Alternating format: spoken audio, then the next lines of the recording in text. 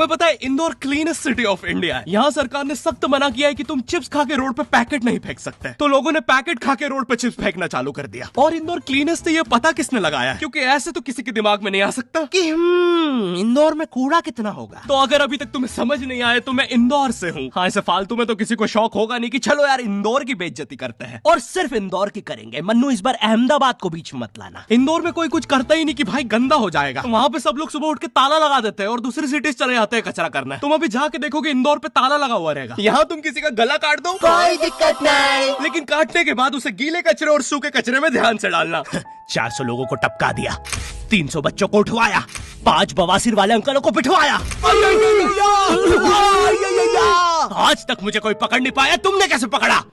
वो आपने ये गीला कचरा सूखे रहने दीजिए, मैं देख लूंगा। तो मैं इंदौर के एक पास वाले गांव खिड़किया में रहता हूँ। खिड़किया इतना छोटा गांव है, वहाँ एक वाईफाई नेटवर्क में पूरा गांव कवर हो जाता है। इनफैक्ट खिड़किया नाम भी उस वाईफाई नेटवर्क का ही था, तो गांव वालों ने सोचा यही रख लेते हैं। तो अभी खुद का चला लॉ हो गया मेरे गांव का नाम। किसी ने वो वाईफाई हैक कर लिया है। इतना छोटा गाँव है, तुम नॉर्मली भी चलोगे तो ऐसा लगेगा कि 80 की स्पीड पे जा रहे हो। चीजें इतनी तेज साइड से निकलती है भाई। यहाँ इंसानों के लिए स्पीड ब्रेकर्स लगे और भगते समय तो हेलमेट पहनना पड़ता है। मेरे गाँव में लौंडे लड़के बोलते अपनी लोकेशन भेज, फिर उन्हें पता चलता है वो ऑलरेडी लोकेशन पर ही है। यहाँ जितने लोग हैं उससे ज्यादा तो दिल्ली में लड़कियों के मेल बेस्ट फ्रेंड्स होते हैं। इतना खाली गांव है, लोग अपनी ही गुंजी हुई आवाज से बात कर रहे होते हैं। भाई मेरा गांव मैन वर्सेस वाइल्ड के एक एपिसोड तक में है। दोस्तों मुझे नहीं पता मैं ये कहाँ आके फंस चुका हूँ। मुझे तो ये भी नहीं लगता कि मैं यहाँ से जिंदा वापस जा पाऊंगा। यहाँ तो अपना मूत भी चैन से नहीं पीने देते लोग, वो भी आकर छीन लेते हैं। मेरे गाँव में हर जगह बेटी पढ़ाओ बेटी बचाओ लिखा है, जो की बेटियों से लिखवाया उनके स्कूल छुड़वा के। इतने अंगूठा छाप लोग पढ़ लिखने के बाद भी पेन से अंगूठा बनाते हैं। हाँ, पेन से फिंगरप्रिंट बनाने की कोशिश करते हैं। इनके सामने लड़की भी घोड़ी बनेगी तो उसे भी चराने ले जाएंगे। इतने गवार मेट्रो की पटरी पे हक देते हैं। भाई मेरे गांव में जब अंग्रेज थे तब गुलामी भी वही करते थे, क्योंकि तुम ये गांव वालों से कुछ नहीं करवा सकते। यहाँ 3-3 दिन तक बिजली नहीं आती है, लेकिन फिर भी कोई खंबे से चिपक के मर जाता है। अरे तो यहाँ पे एक 10th क्लास की कोचिंग थी, और भाई ये कोचिंग पूरी प्रॉपर थी। वो तुम्हारे मोहल्ले की ट्यूशन जैसी नहीं, जहाँ वो बालों में टॉवेल बांधकर निक्कर स्लीपर में एक दीदी तुम्हें पढ़ाती थी। वो दीदी के घर पे इतने सारे बच्चे आते थे पढ़ने, दीदी को पता ही नहीं कौन क्या है। दीदी छोड़ो, बच्चों को नहीं पता टीचर कौन है। एक बच्चा पढ़ाई में अच्छा है, सब लोग उसको ही टीचर समझ रहे हैं। वो बच्चे ने अपनी अलग कोचिंग खोल रखी है बीच में, वो नए टीचर्स लेके आ रहा है। स्टूडेंट्स, ये है मिस्टर अब्राहम जी, अब से आपको केमिस्ट्री यही पढ़ाएंगे। वो दीदी के घर में दीदी से ज्यादा सक्सेसफुल हो गया है। दीदी अभी भी एक कमरे में है, उसने दूसरे कमरे में बिल्डिंग बना दी है। इतने छोटे छोटे बच्चे कोचिंग जाते हैं आजकल, और वो बेचारे आज और कल ही जा पाते हैं, क्योंकि परसों तो कोई ओमनी वैन में पकड़ के ले जाता है। इतना कंपटीशन आ गया है, बच्चे 6वीं 7वीं छोड़ के यूपीएससी प्रिपरेशन कर रहे हैं, और वो फिर भी फेल हो जा रहे हैं। हाँ, क्योंकि यूपीएससी वाले उधर 6वीं 7वीं के क्वेश्चन पूछ रहे हैं। एक क्वेश्चन था यूपीएससी का कि तुम कितनी बार 100 में से 10 माइनस कर सकते हो, और आंसर है एक बार, क्योंकि फिर तुम 90 में से 10 माइनस कर रहे हो। ये एग्जाम से आईपीएस पुलिस ऑफिसर बनते हैं। अब समझ में आ रहा है देश में इतना क्राइम क्यों है। आधा क्राइम तो आईपीएस वाले ही कर रहे हैं एग्जाम वालों को मार के, कि सालों 17-17 घंटे पढ़ा के ये पूछ रहे हो। तो मेरे गांव में जो कोचिंग थी भाई, उसका सर 10th पढ़ा के सन की हो गया था, क्योंकि भाई उसकी जिंदगी 10th के लूप में फंसी हुई है। उसकी 10th खत्म होते ही फिर चालू हो जाती है। बच्चों के मम्मी पापा उन्हें 10th के बाद कंप्यूटर गिफ्ट करते हैं। सर के पास 70 कंप्यूटर हो गए हैं। हाँ, उनके मम्मी पापा आज तक गिफ्ट कर रहे हैं, और वो भी उस जमाने का विंडोज एक्सपी। सर बेचारा सारे कंप्यूटर जोड़ के GTA 5 खेलता है।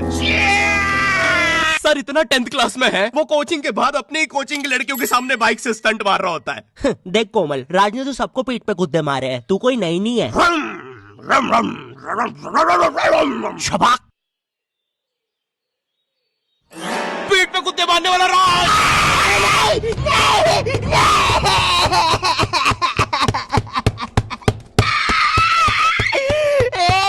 मेरी कोचिंग के बाहर हर साल एक बड़ा सा बैनर लगता था, उस पे जिस बच्चे के 90% बनते हैं उसकी बड़ी सी फोटो लगती है, और जिसके 60% बने हैं वो बड़ी सी फोटो लगा रहा होता था। वो 60% वाले बच्चे की इतनी सी फोटो आती है कोने में, वो भी खिल्ली से कूटी हुई। हाँ, बैनर के बाकी कोनों को ग्लू से चिपकाया है, बस इसकी फोटो पे खूंटा ठोक रखा है। और हर कोचिंग में ना एक पैटर्न जरूर होता है कि आगे वाले बच्चे का तो कंफर्म है, वो तो टॉप करेगा ही करेगा। उसकी तो हाथों की रकीलों तक में 96% बना है। मुझे दिखाया उसने, मैं डर गया, बाद में ट्यूमर निकला वो। भाई तू इलाज करवा ले यार अपना। चलता है तू मुझसे। कोचिंग में पीछे एक बच्चा पिट रहा है, उसकी किताब में सर ने ड्राइंग्स देख लिया। वो ड्राइंग्स उसकी थी भी नहीं, वो जिस सीनियर की बुक थी उसने बना रखी थी। ये इसलिए पिट रहा है क्योंकि इसको आज तक लगता था कि गांधी जी घूंघट में हंसती एक औरत है, और नेहरू जी ये है नेहरू जी। इस बच्चे के हिसाब से बने हमारे बोर्ड एग्जाम्स। बोर्ड एग्जाम्स मिलते हैं हमें डिफरेंट सेंटर। प्राइवेट स्कूल के बच्चे जाते हैं गवर्नमेंट स्कूल में, और गवर्नमेंट स्कूल के बच्चे जाते हैं प्राइवेट स्कूल में। और भाई बहुत डिफरेंस होता है इन दोनों स्कूल में। प्राइवेट स्कूल के बच्चे बोलते हैं हमारे स्कूल के नीचे कब्रिस्तान है। गवर्नमेंट स्कूल के बच्चे बोलते हैं कब्रिस्तान के नीचे हमारी स्कूल है। गवर्नमेंट स्कूल की बेंचेस हमेशा हिलती रहती है। वहाँ के बच्चों के बुंड का बैलेंस ही वही हो चुका है। उनको तुम नॉर्मल बेंच पे बिठाओ वो उस पे भी हिलता रहता है।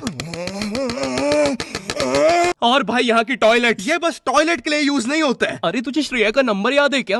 चल मेरे साथ। कहाँ? अरे बाबा यहाँ तुझे किसी भी लड़की का नंबर मिल जाएगा। श्रेया अग्रवाल, श्रेया बंसल, श्रेया शर्मा, श्रेया राजा ने मिल गया। अरे लेकिन ये तो बंद है। अरे तो टेंशन की क्या बात है, इधर आइए ना, इधर बाकी नंबर भी है, चेक करिए। श्रेया जियो, श्रेया एयरटेल, श्रेया आइडिया। हेलो श्रेया। हाँ बोल। और बोर्ड एग्जाम से वो एक सरप्राइज इन्विजिलेटर चेकिंग होती है ना, जिसमें एक टीचर्स का ग्रुप बीच एग्जाम में रैंडमली आके तुम्हारी चेकिंग करने लग जाता है। एकदम से 5 लोग मिलिट्री की तरह अंदर घुसते हैं, पूरी क्लास में स्मोक कर दिया। एक तो अंडर कवर बच्चा बन के ही बैठा था पीछे। मैं यहाँ 15 मिनट से उससे ही क्वेश्चन पूछ रहा हूँ। मेरा ना इनसे बस एक क्वेश्चन है, भाई आराम से भी आ जाओगे तो क्या दिक्कत है? तुम्हें चीटिंग ही पकड़नी है ना, अंदर दाऊद थोड़ी ना बैठा है। इतना सीरियस चेकिंग कर रहे हैं, जेब चेक कर रहे हैं, जूते उतरवा रहे हैं, कुत्ता लाके ड्रग टेस्ट से चालू कर दिया। और गवर्नमेंट स्कूल के बच्चे इतने हरामी, वो लोग भी चीटिंग में नहीं ड्रग टेस्ट में फंस रहे हैं। कुछ भी हुए जा रहा है, पीछे दाऊद मिल गया है उनको। हाँ वो 10th क्लास ओपन से कोई भी करने आ जाता है। करनी होगी दाऊद को 10th, मुझे क्या पता, अनपढ़ गैंगस्टर अच्छा लगेगा क्या? और बोर्ड्स के रिजल्ट के टाइम पे हमेशा एक गरीब बच्चा न्यूज पे छाया रहता है, हाँ जिसने स्ट्रीट लाइट के नीचे पढ़ के फिर से टॉप कर दिया है। एक तो साले ये गरीब बच्चों का ना अलग कंपटीशन चल रहा है, ये साले हर साल गरीबी में टॉप करने का नया रिकॉर्ड बनाते जा रहे हैं। इस बच्चे ने स्ट्रीट लाइट के नीचे पढ़ के टॉप कर दिया है, इस बच्चे ने तो पत्थर की चिंगारी में पढ़ के टॉप कर दिया है, जब बिजली चमकी थी तब जल्दी से पढ़ के टॉप कर दिया है, जुगनों की जगमगाती जुगनी में टॉप कर दिया है, गरीब की आंखों में आई उम्मीद की रोशनी में टॉप कर दिया है। अरे भाई जब इतने गरीब हो तो एग्जाम का फॉर्म भरने के पैसे कहाँ से आ रहे हैं? अब इसकी जो जल रही है उसमें भी पढ़ के टॉप कर दिया है।